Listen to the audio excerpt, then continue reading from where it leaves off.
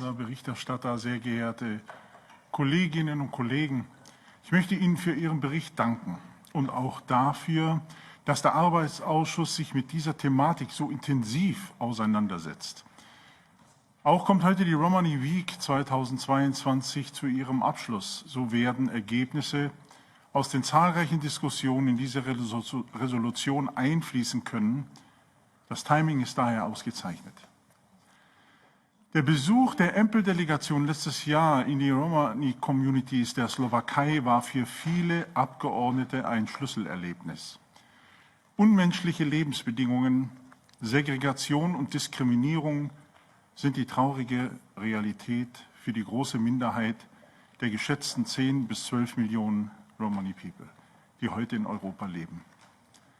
Antiziganismus, rassistische Stereotypen, soziale Ausgrenzung und Armut bilden für viele Angehörige dieser ethnischen Minderheit einen Teufelskreis, aus dem es nur sehr schwer zu entkommen ist. Diese Situation endlich zu überwinden, ist eine der größten Herausforderungen Europas. Die EU hat die Pflicht, auch dieser Minderheit Gleichberechtigung zu garantieren, sie vor rassistischer Diskriminierung und Stigmatisierung zu schützen, wirksam und verbindliche Maßnahmen zum Ausstieg aus der Armut zu gewährleisten und den gleichberechtigten Zugang zu Bildung, Beschäftigung, Wohnraum und Gesundheit zu gewährleisten. Ich begrüße daher den Vorschlag des Berichterstatters, die Stelle eines Kommissionskoordinators für Romani-Angelegenheiten einzurichten und somit Synergien in den verschiedenen Politikbereichen zu schaffen und auch einen direkten Zugang zu den marginalisierten Romani-Communities zu ermöglichen. Aber eines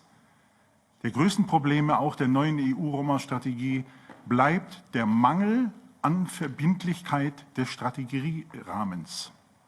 Das bedeutet, alles hängt von dem politischen Willen der Mitgliedstaaten ab, ob sie die empfohlenen Maßnahmen tatsächlich umsetzen wollen. Ein weiterer Kritikpunkt, den ich immer wieder anführen muss, ist der paternalistische Ansatz sowohl der Europäischen Kommission und der Mitgliedstaaten, der Menschen mit Romani-Hintergrund eher als Opfer darzustellen, denn als handelnde Akteure. Der Fokus muss bei den Inklusionsplänen daher auf die Partizipationsmöglichkeit der Betroffenen bei der Entwicklung nationaler Strategien liegen.